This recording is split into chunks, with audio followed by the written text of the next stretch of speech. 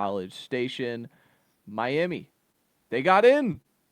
They traveled to A&M to face the 11-1 Aggies. Again, this is the best trench warfare battle of the weekend.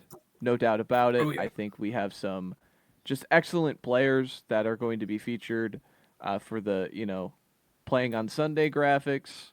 Um, Mm-hmm. Maui Noah, the offensive tackle, going against Cassius Howell is going to be fun.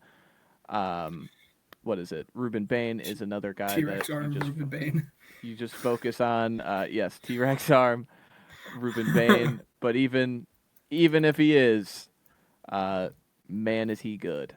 And I'm just interested to see the battle that goes on in the trenches in this one. I think this D line for um, Miami. It's probably the best A&M has seen, and likewise, this is probably the best O line Miami has Oh seen. yeah. So again, like that, I can't play it up even more. And then also, by the way, just a little like, hey, we have Carson Beck and Marcel Reed in a playoff game. Like, who's gonna piss down their leg? Like, what is gonna? One of you's gonna One of do them it, will. but like, it's 3rd and 8, and it's a tie ball game in the third quarter. Like, what's gonna happen? I don't know. Like, it's fun. It's interesting. I'm happy Miami is in the spot. They deserve to be in the playoff, and I think with their trench play, like they could make a run. I don't know if they could win it. I No. also No. don't believe anybody could really win 4 games in a row outside of Oregon because their first game is JMU. But yeah, 3.5 games they have to win. No, I mean if you are like, the, obviously there's the trench play factor in it. Let me preface that, but this is a very good matchup in terms of what Texas A&M wants to do versus attacking a weakness on defense. Like there are a lot of questions about Miami's secondary and whether or not they're good enough to cover it, and now you're playing against like an offense of Texas A&M who literally their bread and butter is these explosive plays with KCC and Mario, and I think Texas A&M is going to take full advantage of it if they can give him enough time. And that's where obviously the trench play factor comes into it. I mean, there's a very real possibility that Ruben Bain just takes over this game because he is that good of a player.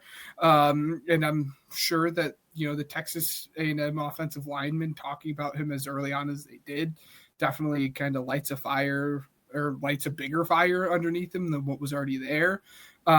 But again, I just think that this is a very beneficial matchup in terms of one of the bigger questions about Miami on their defense in terms of passing down the field, and one of the biggest strengths in Texas A&M in their explosive play in the passing game. For that reason, I'm going to take Texas A&M, and I kind of want to take them to cover here.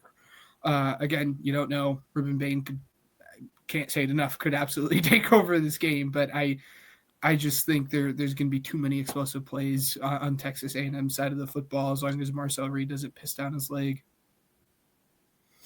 yeah, I agree with you. And then like in the secondary, I think one of their Miami's one of their good players. I think Scott is his name. I can't remember. Keontae Scott, maybe. Yeah. He's on the list for injury. May or may not play. I think he's probably one of their better corners. So again, that just feeds into your point talking about it. But I've been thinking about it again, attacking the underdog thing. Like, what does Miami have to do on offense to kind of keep pace with A&M? Because I think A&M's going to score regardless. I just think they are that explosive that they will find a way to just get a pop game, or Concepcion will get like a 40-yard punt return, and all of a sudden, like it flips field position, things like that. Um, this has to be like a CJ Daniels game. I think for Tony, like I think there's going to be a lot allocated to him, and when you look at A&M going based off their most recent opponent against Texas, like they were able to sprinkle it all around the field to everybody. DeAndre Moore Yeah. got involved. Parker Livingston got involved.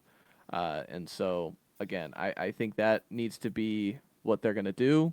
And I think we know Tony's going to be a player, but Daniels down the field winning and ball winning situations, I think is going to be very important to kind of keep pace with A&M. If you hear what I'm saying, Do I'm you taking the trust it over. enough? Yeah, yeah. Well, taking the over, that's quite the shot, especially considering trench play that we had just talked about. But I mean, do you Mhm. truly trust Carson Beck in this Miami passing offense to be able to keep pace with like Texas A&M? And like, I mean, I know it's like easy to just write this game off and be like, oh, Texas A&M because they have the offense that Miami doesn't. But like, I question the pass catchers that they have to be able to get it done in the first place. So then you consider that it's Carson Beck throwing the football, which is a funny turn of events, right? You never know what you're going to get from Carson Beck.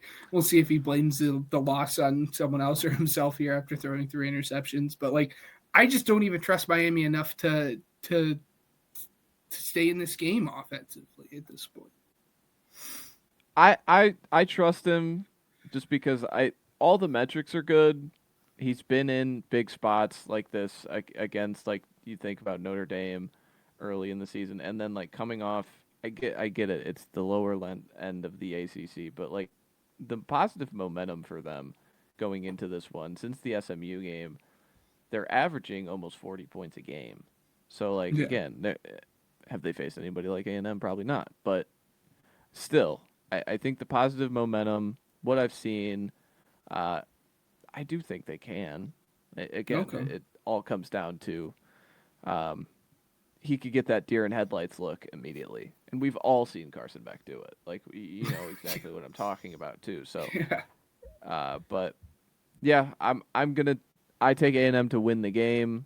I don't love the touchdown. This could be a weird sleepy spot, but I'm going to take the over. I think both teams score in this one, and down the stretch, we hit that 50 and a half. So, moving